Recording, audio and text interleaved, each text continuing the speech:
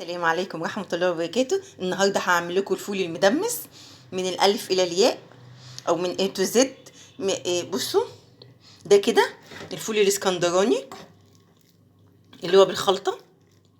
ده الفول اللي هو فيه صوص كده اللي هو اسمه مغري، يعني برضو بالطماطم والفلفل والبابريكا والفلفل الأسمر والملح والكمون. طعمه حلو قوي. وده الأكياس اللي أنا مفرزناها اهي، هحطها لرمضان. كل سنة وانتم طيبين. وده اتبقى كده يعني بولة كده، قلت برضو ايه اشيلها لأي عشاء أي حد عايز ياكل، غير اللي لسه في الحلة. والله كل ده من نص كيلو فول. انا قلت بالتفصيل يعني كل حاجه قلتها في الفيديو خالص. واللي احنا مفرزينينه في اكياس هيعجبكم. ولو اول مره تشوفوني، انا امل بحب المطبخ، عملت قناه للطبخ والحلويات. متنسوش تعملوا سبسكرايب وتفعلوا الجرس، ويلا بينا على الطريقه. ده نص كيلو فول بلدي من عند اي عطار. نقول له عايزين نص كيلو فول بلدي. لو عايزه تجيبي كيلو تمام، مفيش مشاكل. تغسليه طبعا، وتنقيه وتغسليه وتحطي فيه ميه وتسيبيه. ونصيحه مني على فكره، كل ما نسيبه كل ما هيبقى احسن. نسيبه يوم يومين. وللامانه انا سبته 3 ايام. يعني لو انت مش مستعجله عليه سيبيه لغايه ما يفتح يبقى كده. بصوا، يعني هيتحول للفول كده مفتح وهيبقى طري. ده بقى هيبقى معاكي زبده وانتي بتسويه، ومش هياخد نار كتير، يعني مش هياخد سوا كتير، وهيبقى حلو قوي. تعالي نشوف احنا هنعمل ايه. دي هنا 4 معالق عدس اصفر. دي الاضافات اللي احنا مش هنحطها مع الفول، يعني هنخلي الفول يستوي وبعد ما يغلي غلوتين هنحط 4 معالق كبيره عدس. عندي هنا 3 معالق كبيره رز. هما دول الاضافتين دول اللي هيخلي يبقى زي بتاع الراجل فعلا. عندي هنا حله كبيره مليتها ميه وحطها على النار، مشغله النار عليها. انا نسيت اقول لكم، الفول كل 5 ساعات كل 6 ساعات نغير عليه الميه لغايه ما تبقى الميه نظيفه. انا هنا مش هستنى لما الميه تغلي. عندي الفول اهو صفيته مطرح ميه النقع، وهضيفه كده وهسيبه يغلي. اول ما يغلي بصوا الميه رايقه ازاي، لان انا كنت بكب الميه، يعني بغير عليه الميه كل كام ساعه كده. كنت بغير عليه الميه وهسيبه يغلي غلوتين، ونحط بقى الرز والعدس.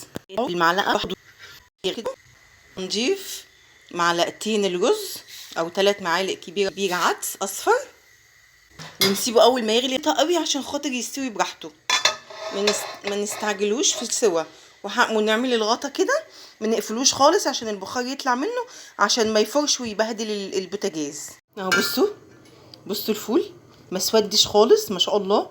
بصوا المنطي عليه، النار واطيه قوي. بصوا المنظر.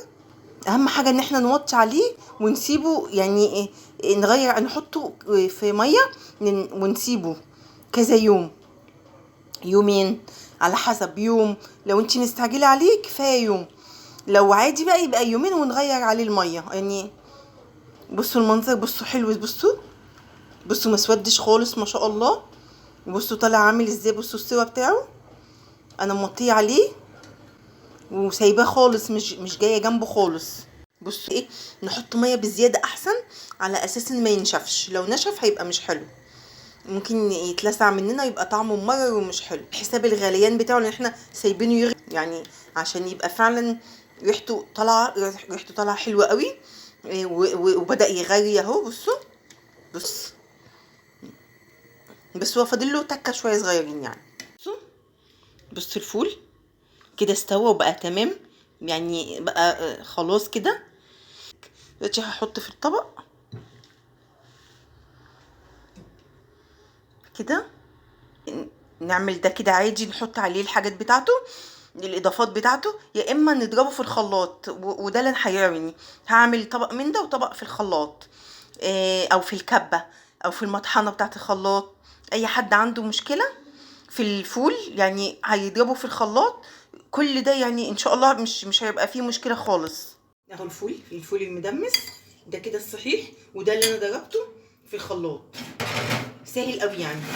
يا اما كبه يا اما خلاط يا اما المطحنه بتاعت الخلاط، كله متاح. يعني اي حد تعبان بيجيله عنده مشكله من الفول، لو ضربه في الخلاط كده بيتهيألي المشكله بيبقى في القشر.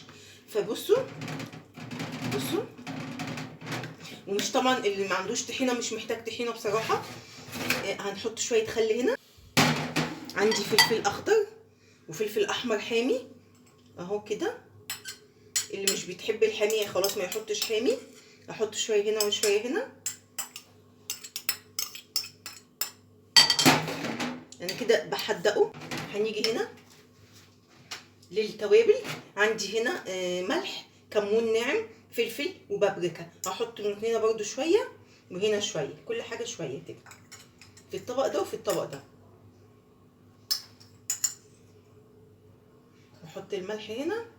طبعا الملح لو احنا عايزين نضيف ملح اكتر هنزود يعني. اقلب كده كله مع بعضه. ممكن ده نهرسه ياخد نص هرسه، واللي مش عايز يهرسه خلاص يعني مفيش مشاكل. اضيف هنا بقى معلقه زيت، وهنا معلقه زيت. طبعا لو زيت حار بقى يبقى ايه يجنن بروني.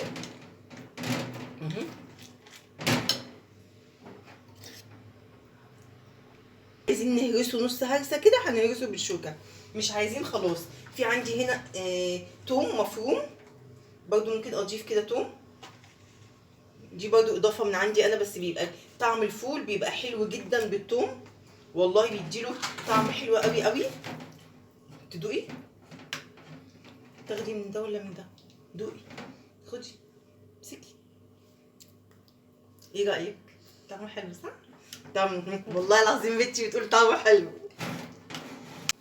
بالعكس ما تنسوش لو عجبكم الفيديو تنسوش اللايك والشير، ولو اول مره تشوفوا القناه اعملوا سبسكرايب وفعلوا الجرس عشان يوصلكوا كل الجديد. واشوفكم على خير، باي باي.